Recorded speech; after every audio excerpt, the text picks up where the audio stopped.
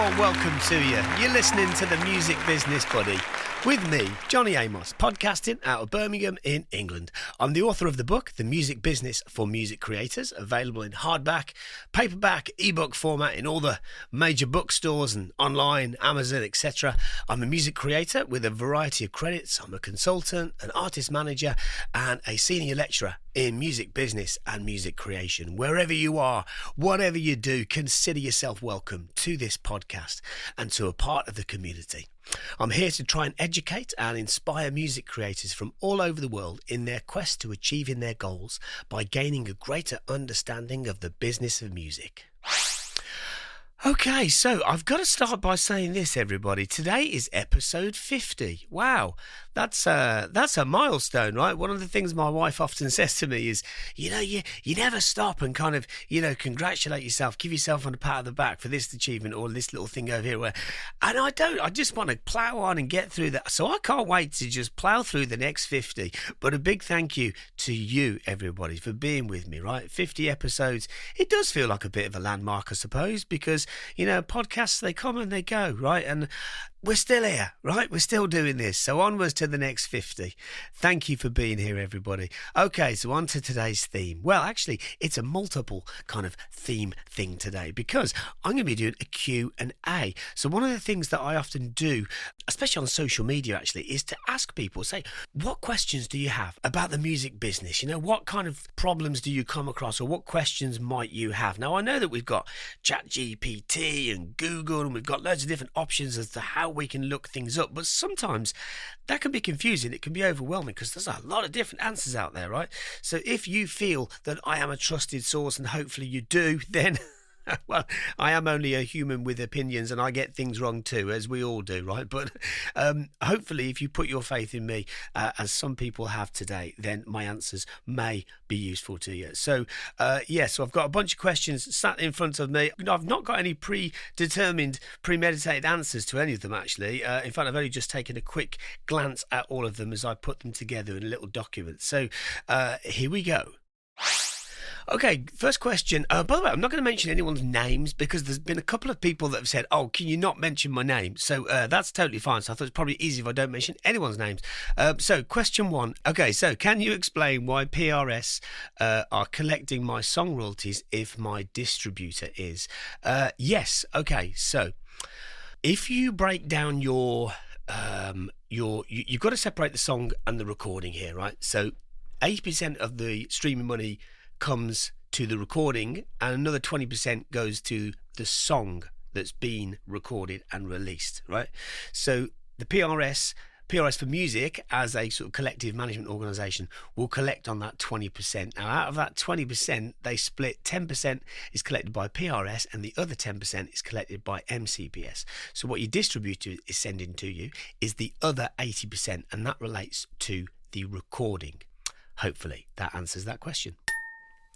Next question, how do AI companies remunerate music creators? Yeah, well, that's a big question. I will answer how, but before I do, it's worth saying that some don't and some do, which is kind of both crazy and wonderful.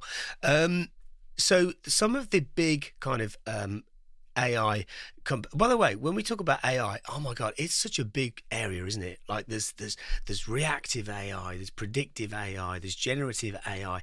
It kind of feels a bit weird to kind of just answer a question about general AI stuff. But I'm going to try though, because I do know where this question is leading to. So how do AI companies remunerate music creators? Okay.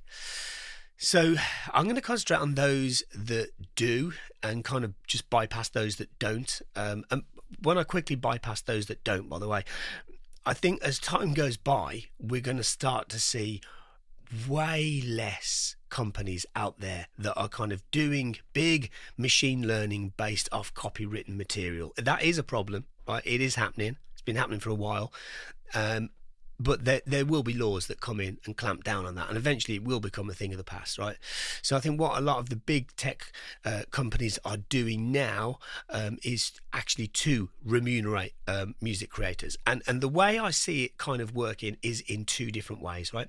So I can talk about some of the companies that I've interviewed on the podcast, and those that are coming up soon actually on this podcast. And that is this. There's two ways that they're remunerated. There are those that are remunerated if their work is used, and there are those that are that kind of gave their research and their input are on a kind of buyout level. So just to kind of go slightly deeper into the latter part there. So if you've had people that have kind of contributed to a piece of research, they get paid a fixed fee, and then their research is there to design and build a system that becomes useful to people, right? So therefore it's kind of like comparable to ghost producing or ghost writing, where there's no public credit for that person or those people, but they were remunerated for it. Now, there's also another side to this, which hopefully answers this question. How do AI companies remunerate music creators? Well, I think a good example of that would be a company like Voice Swap, right? I don't know if anybody's ever heard of them before.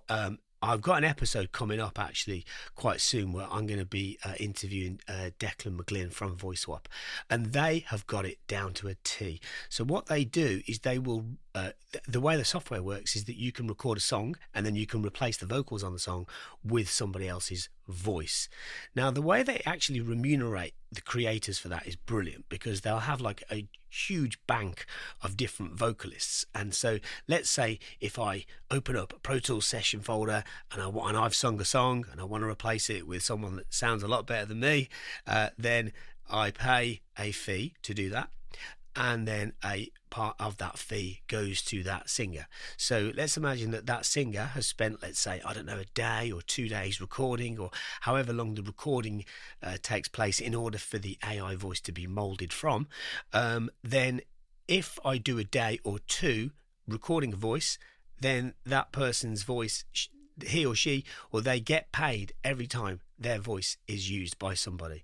So the idea is that they have the most popular voice on that platform and they do really well out of it. So not at any point would that voice ever be sort of given away, on a gratis or free sort of level.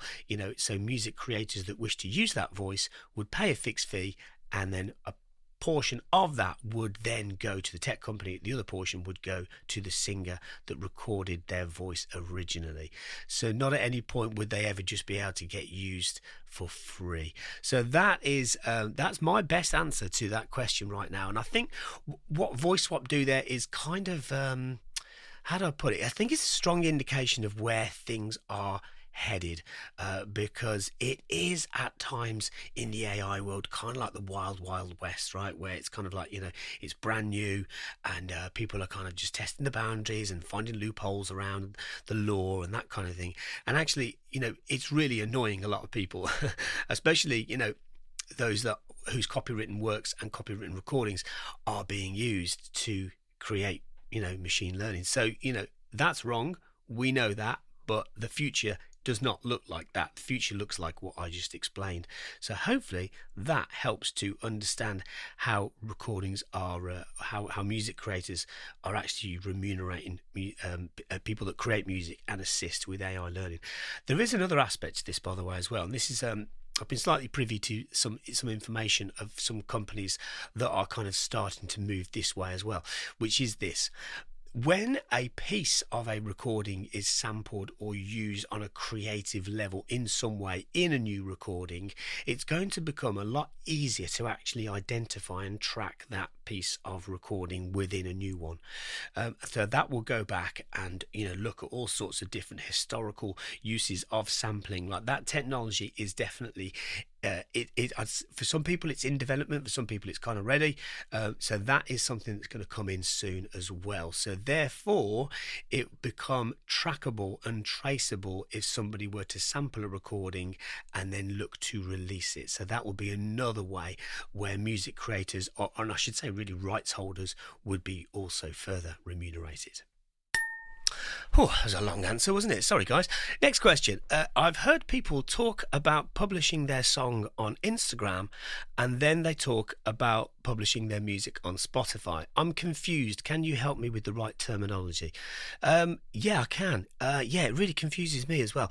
So just to clear something up here, right? So the word publishing here is, I see it a lot used on YouTube and social media. And it kind of frustrates me a bit because for anyone that doesn't know, music publishing is not actually music publishing.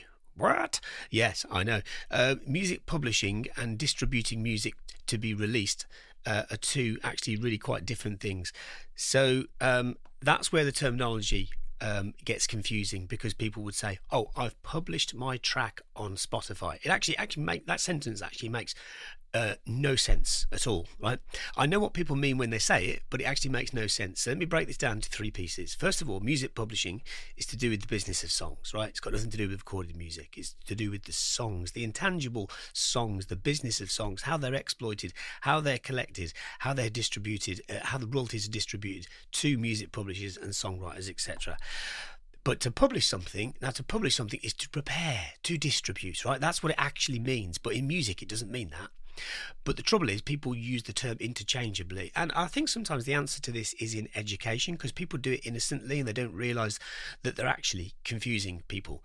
So when people talk about publishing a track on Instagram or publishing a track on Spotify, I think in most times what they're actually doing is misusing the word publishing, because publishing, as I mentioned, in music means something different. So when people actually refer to, and I'll say the term, publishing on Spotify or publishing on Instagram, what they really mean is distributing their recorded works through to streaming services. Now, as a part of that, let's say, for example, you go through a distributor like Ditto Music, DistroKid or whoever, and you aggregate that music through to the stores. You'll also get an option to be able to deliver it to social media platforms, TikTok, Instagram, etc. Some distributors will do that at an extra fee. Some won't charge any extra for it.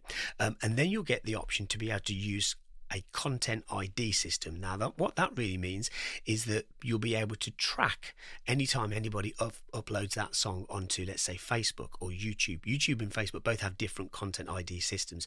So it's to track the recordings, not the songs, but the recordings. So when people talk about making something accessible on Instagram or publishing something to Instagram, that is a byproduct of delivering a song to a store via a distributor. And that's very different from just kind of posting something on Instagram, because it's not the actual recording of the song is not tagged inside that. To tag a recording of a song inside a post on Instagram, it would need to be delivered. And it's only going to happen if you go through a distributor who can actually do that. So usually distributing and making music accessible on the social media platforms would come as a result of putting it on the stores and then going, oh yeah, let's send it to social media platforms as well. Hopefully that answers the question. Breathe, Johnny. As a music producer, do you mix inside of your project session? Oh, this is a creative question. I like it. Okay. As a music producer, do you mix inside of your project session? Sometimes, but not usually, no. Just in case anybody doesn't understand the question. So what this particular person is asking me is if I've got like, an Ableton session open, and there's all the workings out of the track in there and MIDI and audio, am I mixing inside of that project session? Generally, no. So the way that I like to operate, and this is not the right way necessarily, but I know a lot of pro mix engineers that do it exactly this same way, is to kind of have like a project file where all of your workings out are done with your plugins and your MIDI and your audio clips and all the rest of it, and then you print that out in stems. So you export all of the audio of all the individual stems and then open a new project before you start your mixing session. Now, I'm not saying that's the right way, but that's certainly the way that I've learned how to do things. It's sort of, it is a way that a lot of pro mix engineers like to work. It's also kind of mirrors how music users work with music on a sort of editorial level. Say, for example, a music supervisor, they will often like to have the breakdown of the stems or group stems or individual stems of a project. And so it's really good to kind of work in that way. It's a very flexible way of working. It means that music can be edited easily. Also, I think it kind of increases a sense of objectivity when you see all of your tracks individually without any processing on, or the process has been printed onto them, and then you can balance everything out and then mix it separately. That's how I do it. That's how a lot of other people do it. So that's a long answer, but the answer is no. Do you mix inside of your project session? No, generally not. There are some occasions where I do. Let's say, for example, if it's like a straightforward kind of, let's say it's like a singer-songwriter or a folk recording where there's maybe only like, I don't know, 7 or 8 tracks actually in the door. I generally won't bounce that out. I'll usually just keep that inside of the door, usually Pro Tools, and record it and mix it in that session. So, but if it's a busy session with lots and lots and lots of tracks, I'll definitely do that and just kind of stem everything out, clean it up, bang, re-import it into a new project and start again. Long answer there, sorry, but short answer, yes. What is the most common problem that you notice in music creators that are trying to climb the ladder? Oh, okay. Probably not finishing projects, I think, actually. I've noticed this quite a lot in the modern era, where a lot of people start projects, start a recording project, maybe it's like an A-B section or 8-bar, 16-bar thing, and they don't finish it. And they'll just kind of save it and keep it in their door. Now, there's no crime in that, but it's not a fruitful way of working. I think it's really good to try and finish projects, even if it's just a kind of not a finished article, but just something that you can export and it can represent an idea of something. I think it's a big problem that I see in these days, that a lot of people just don't finish projects, and I think that kind of finishing projects is kind of what creates legacy, because legacy is created very often by catalogue, and so if we don't have a catalogue and we just have like a bunch of different ideas that are not really that presentable, it kind of limits what we can do in terms of creating opportunities. So what is the most common problem? Probably that. Yeah. How did you get your first publishing deal? That was as a result of a publication called Songlink International, which is still going, by the way. It's run by a guy called David Stark, who's a lovely guy, very well connected, really good guy. It's a publication that runs out of London, but it's an international publication, and it's still rolling, still going, right? So how it works is that you would get you subscribe, right? You pay a fee and you get like a bunch of leads from people looking for songs, and it kind of tells you like what they're looking for, what kind of songs for what kind of artists. So I started pitching songs through that, and then as a result of that, because you don't go through like a middle person or a website or a platform, it gives you the contact details of managers and artists and labels and stuff directly. So I would pitch to those, and as a result of that, I then started getting songs placed, and then a music publisher kind of approached me and said, oh, you've done this and this and this and this, do you want to come and work with us? So that was what it was. So but then the publisher that I signed to after that, which was a few years later, they didn't come to me. I went to them and I pitched myself to them. That was TG Management Publishing in Denmark, and I reached out to John that runs that company, and I said, I've heard good things about what you do. Should we have a chat? And we jumped on Skype, and yeah, that was it. And it was a good relationship for a few years. So yeah, I think sometimes people talk about, wait for things to come to you, and other people, myself included, would say, maybe not, maybe just, reach out and connect with people. So yeah, that answers that question, hopefully. I want to become an artist manager, and I've sent a contract to a band that I want to work with, but they're delaying in signing it. What should I do? Well, I would do a trial period.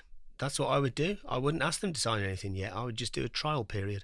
A trial period is quite a common thing, actually, for a lot of artist managers at all sorts of different levels. So think of it as a kind of a period of time whereby there is no contract between you, and you just work together to see how things go. Sometimes if we kind of get a contract in the way of something, and then all of a sudden, it feels very, very serious, and it can kind of, scare people a little bit. It shouldn't, but it kind of can. And then sometimes it, can kind of formalize things. By the way, some people would destroy me for saying that, because because it's always good to go, let's have a contract from the start. But I'm trying to give you the reality here. I know loads of managers that just have not signed an artist to begin with. Maybe, sign them further down the line once they've kind of got some business together, especially if it's a manager that's working with an artist that, they'll say, I'll take my 15-20% or whatever, but the artist isn't really kind of making money yet. And so the manager will do things to try and make the artist money so that they can take their commission from it, right? That's a good sort of noble, honest approach. And so in a situation like that, maybe it's good to just have like a preliminary period, maybe 3 months, maybe 6 months, maybe a year. It's all negotiable. It always is. But maybe a preliminary period, a trial period is what I would recommend there. It certainly would not be out of the norm to do that. Is AI going to take songwriter jobs away? I don't think so. No. I know there's loads of people that say, yes, it is, but it hasn't yet, under my observation, right? So I think what it does more so is it assists songwriters. I don't know if you heard my interview last week with Anne-Marie from DAACI, but they're a big AI tech company. I've got a couple of other interviews coming out soon as well, where I talk to big leading AI companies, all of which are doing things in a very sort of ethical fashion. But even with all of these sort of, ethically cleared AI data sets or ethically researched kind of, models and stuff, even with all that in place, there is still a sense of isolation sometimes, because I think a music creator can sometimes the tools can encourage creators to work alone instead of working with other people. So that is a downside. So I suppose in that regard, if, let's say, for example, I can finish a song with some AI tools on my own rather than work with somebody, then that is taking a job away from what could have been a collaborator. But it certainly needs a songwriter to steer it, right? Because I know I've mentioned this before, but for anyone that's never heard this before, it's always worth remembering that the book always lands with the music creator, right? So if we're working generatively on a level with different ideas, and we've got a computer or an app or piece of software kind of going, hey, try this or try that, here's some different ways of doing things, then you're still going to have to make a decision as to which bits you keep and which bits you like. And it's a human that does that, and it's defined by your taste. So is AI going to take songwriter jobs away? I don't think so. I think it's just going to be a question of coexistence. A few months ago, I did a recording and I was happy with how it went with the producer, but now I want to revisit the recording session files and have a new producer work on it with a fresh approach. Can I do that? How should I handle it, as I don't want to hurt the original producer's feelings? Yeah, good question. By the way, that's really good that you're questioning that. I would say that's a positive thing to begin with. Because it means that, sometimes we do this, right? We capture a sense of raw energy, a really good song is recorded, but then just something doesn't quite go right with it. Maybe, the mix isn't quite there, or maybe there's some parts that, just feel a little flat, or whatever it is. There's nothing wrong whatsoever with taking those original stems and then taking them to another producer, right? There's nothing wrong with that at all. I think how you handle it is the thing to look at, which is kind of what this question addresses. So okay, so how I would handle that is, I'm the producer here very often, by the way, right? So I wouldn't be offended if anybody asked me that, but I know sometimes some producers can be offended by that. Here's how I'd handle it. I'd say, please can I have the stems from this session, because I want to collaborate on this with somebody else, and I just want to explore what options are out there for this song and what can be done, as opposed to just like not releasing it. So, that's a good thing to do. I think if there's been no payment originally between the artist and that original producer, then I think some kind of co-production credit at least should be expected. However, if the music creator paid, and I don't know whether this person did, but if they paid that original producer, and really what the producer did was kind of engineer it and record it, and balance things out and stuff, that's an art form, a well-respected art form, and a well-worthy task. But if it was just that and nothing else kind of creatively, then and they paid them for it, they shouldn't necessarily, the producer shouldn't necessarily expect production credit. The reason for that is because it's two reasons. Number one, it's an engineering credit and they were paid out for it. And secondly, because there would be another producer coming on board afterwards to further embellish it. I think one of the key things here is in transparency and openness between all parties. That can sometimes be the grey area, but I think if an artist came to me and said, I really liked what we did, but can I have the stems? Then they'd be asking because they want to go and rework it somewhere else, which is absolutely fine. Of course it is. I don't like the idea of kind of producers holding, artists to ransom over their stems. Like, it's horrible, isn't it? So no, nothing wrong with that. Can you do that? Yes. How should you handle it? Ask the original producer for the stems. Tell them that you don't want that recording to sit in a dormant fashion, gathering dust, not doing anything. You want to revitalize it, and you want to work with somebody else who can work with you on a collaborative level, and you need the stems in order to be able to do that. I think as long as you communicate it like that, generally people don't have a problem with it. But it's certainly a good thing to be doing. It's a good way of kind of querying. It's good critical reflection as well, kind of like, right, the vocals are there, the guitars are there, the drums sound cool, but the rest of it, that could get worked on. So and then maybe look at a co-credit system if that were the case between two different producers. Next question, how can I get a booking agent? That's a short, simple question, isn't it? With quite a lot of different answers, really. But I would say this to begin with.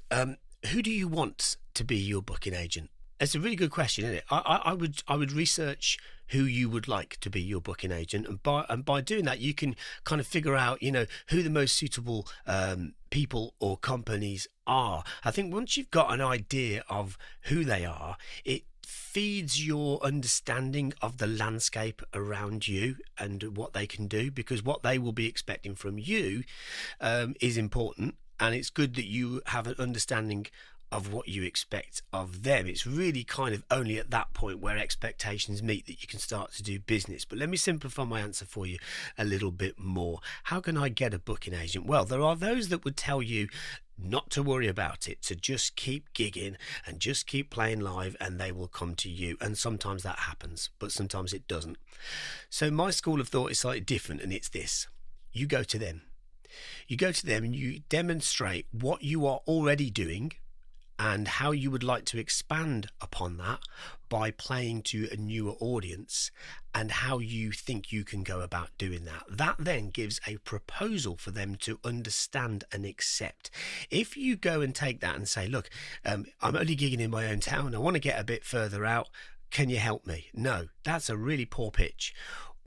The same circumstances presented differently in a different pitch look very different. So, for example, this is what I'm doing. I'm playing these gigs here. And if you think about it, you go, I am only playing this town. Okay, maybe before I go to that booking agent, I'll start to get some gigs further afield.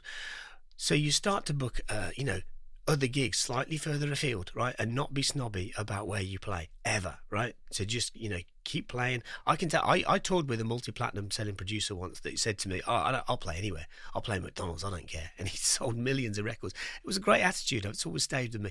I think that's something that we can learn from as well.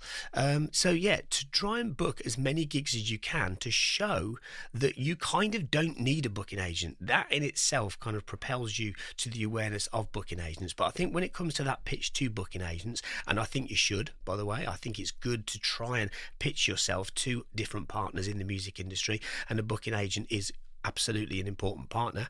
I think to do it without a manager is harder, so maybe a good step would be to get a good manager first. But also, I think if you were to go to those booking agents and just explain what it is that you're trying to do, if you can demonstrate that you know who your audience is and where the kind of artists that you would complement and please, then I think it shows them that you understand where you sit in the landscape of the industry, which in turn helps them to understand where to pitch you and where you're placed. I think at that point that it becomes a more viable pitch. Another AI question. What AI tools do you endorse or recommend? There's quite a few actually. I think it depends. The recommendation would depend upon who the person is that's asking. So if it's a music creator, which probably is in this case, then I really like Scalar 3 by Plugin Boutique. I think it's brilliant. I think it's really, really cool. I also really like Generative or Generate by DAACI. I think that's really, really good. DAACI. That was from Anne-Marie's conversation with me last week, but I knew it before then. It's a really good tool. So both of those tools are really good for kind of, let's say for example you've got a chord sequence and you want to flesh it out into a fuller song, and you want to kind of figure out ways that the piano might be played, or the ways that the guitar might be played, or you want to make the bass line a little funkier, or whatever it might be. It will kind of generate MIDI patterns to you and kick out suggestions, things that you can then just audition quickly and go, yes, I like that, or no, I don't like that. Drag the MIDI region and apply your own plugin or sound to it. That's a great way of doing things. I mentioned Voice Swap earlier as well. Voice Swap are also coming onto the show soon. I think they're really good. I think one of the ways in which songs present themselves is through a strong vocal.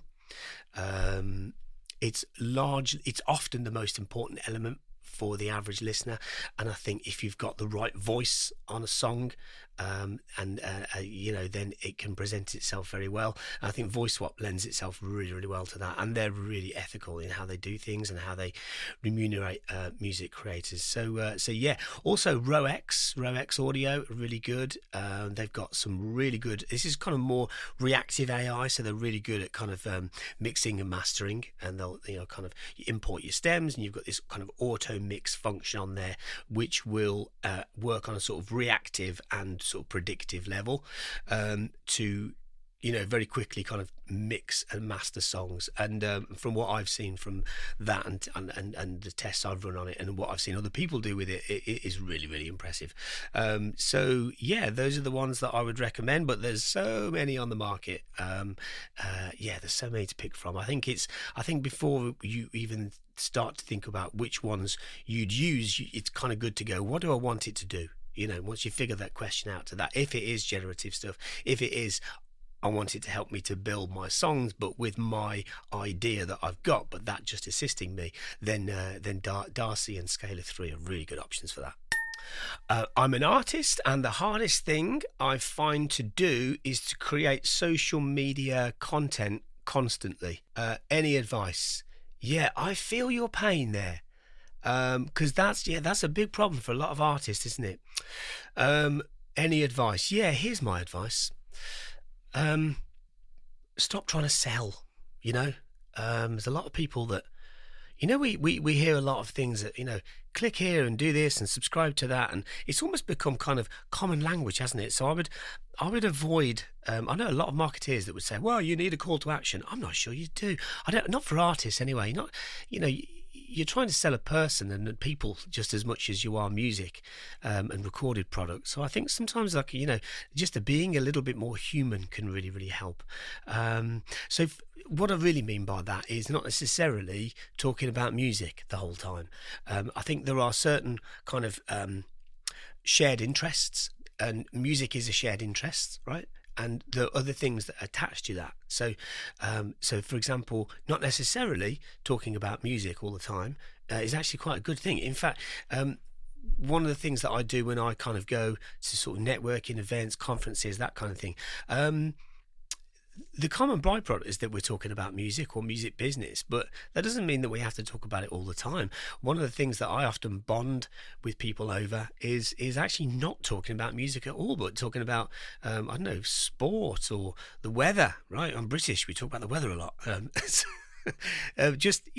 Remembering people's names, remembering kids' names, all that kind of stuff. But anyway, it all links to this, the answer to this same question, right? So what are those kind of creative touch points? What are the things outside of music that make you you? If you don't know the answer to that, that's okay. Just dig around until you find it, because it'll start to become clear. Just don't question it too much. Look around you. Look at the things that are in your pockets. Look at the things that are in your bag. Look at the clothes that you wear. Look at the films that you watch, and look at the kind of friends that you've got. Those are the things that will tell you things about you that you might share values in with other people. It's at that point that you then start to go, maybe I could do this over here. Maybe I could talk about that.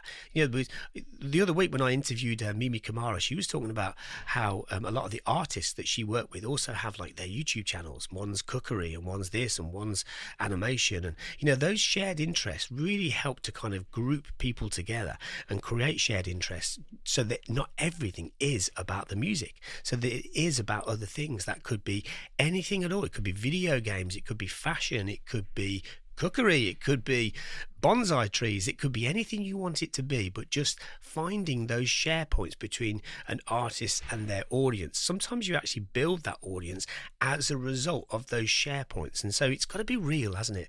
So just look around, look at the things around you, and just think, right, what is making me me, and how is that connecting me to other people? Otherwise it just turns into a sell. I've got a new single, go and stream it like everybody else does. So that is my advice. You used to play in a band called Red Star Rebels. You had a massive fan base. How did you grow so quickly, and what happened in the end? Wow, this person's done their research. Yes, I did used to be in a group called Red Star Rebels.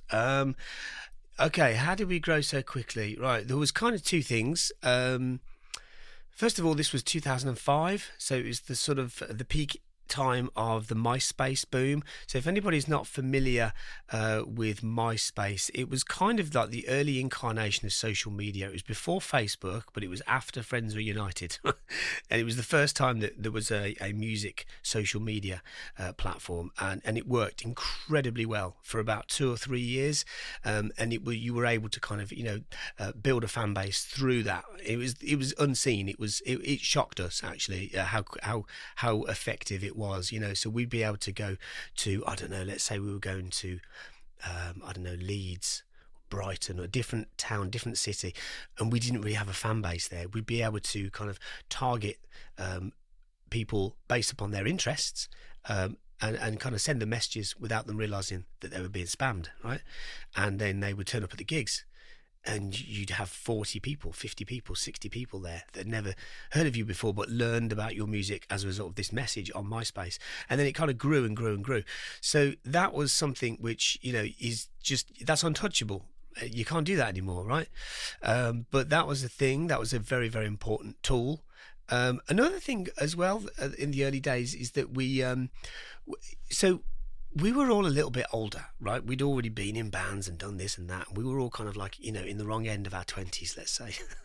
and we took it very seriously. So we stayed behind closed doors for 6 months. We didn't do any gigs. That's when we first got together. So to get all the material right, to get everything tight, we just did that behind closed doors for 6 months, and we used to film ourselves and watch it back and go, are we active enough? Are we moving enough? Like, what happens if you do that? And so by the time we actually got out there and started gigging, we were ready, and it worked really, really well, because we would be that band that that other local bands were terrified of, because they didn't want to go on stage after us. And that was all because of how prepared we were by the time we got there, So yeah, it worked well for a while. What happened in the end? What did happen in the end? I think we kind of grew a little bit, I certainly grew a little bit tired of it. When you're on a fast train and all of a sudden it stops, it has an impact on you. We had lost our drummer. He didn't die. He's alive and well. But the touring had taken its toll on him. And when he left, I missed him, and it wasn't the same anymore. And then our bass player left, and then there was just like the original 3 of us left, and with sort of replacement members. No disrespect to them. And the synergy of it wasn't quite the same anymore. The original energy that had been our point of inception was no longer there, and the road had taken its toll on us, and it all kind of ended. But I'll tell you, we're all still very, very good pals. We see each other as regularly as we can, even though we live in different parts of the country. And I think that in itself is success. We did have a rather sort of passionate, fanatical fan base, and a lot of people used to come and support us. And to witness playing to sort of 2 people in a pub to then playing sellout shows within a year was utterly remarkable, and something that I think we'll always be proud of forever. So, we didn't become household names, we didn't become millionaires, but we did everything else in between, and it was wonderful. So, thank you for that question, by the way, because no one ever asks me about that. So that's very, very sweet. That means you've really done your research. Thank you. Music publishing confuses the hell out of me. In one sentence, what is it? Ooh, you don't know me very well, do you? I can't answer anything in one sentence because I talk too much, but I'm going to try. So here we go. Music publishing is the business of song copyrights. There you go. That's one sentence. I'll just elaborate on it a little bit. By the way, if you're really unsure, like this person and like many, many people, as to what music publishing is, I did an episode 6, right, called What Actually Is Music Publishing, where I just kind of break it down over sort of 20, 25 minutes or something. So do feel free to scroll back to episode 6 if you want to go into that in a little bit more detail. But to summarise, with more than one sentence, I'm breaking the rules of the question here, it's the business of songs, right? So it's the intangible, the songs, not the recordings, the songs. So the songwriters, and songwriters can just, own the copyrights themselves, or they can kind of split off a piece of the equity of that song and assign it or license it to a music publisher who can then, take a commission on it and work it, right? And by work it, I mean, get it covered by artists or get it into TVs or TV shows or films or games, or administrate on it, collect on it, chase up royalties. That's music publishing. So it kind of links back to a previous question earlier on in today's episode, where I talked about what is publishing and what isn't. And I wish with all my heart that music publishing was called something else other than what it is called. It gets its name from way back in the bygone era, where songs were published through sheet music as a way of kind of communicating and selling a song to a member of the public, right? So I think it was Tin Pan Alley in New York City, a bunch of kind of bohemian music creators who were kind of the first sort of commercial songwriters, in a way, I suppose, that were creating music that did not fall inside of the religious or classical realm, and they would publish their music by way of sheet music, and the name has never changed since. So it doesn't really actually mean to publish your music anymore. It's more so the business, the administrative business of song copyrights. Then maybe that was a better sentence. Well, that was far more than one sentence. Anyway, I hope that helps you there a little bit.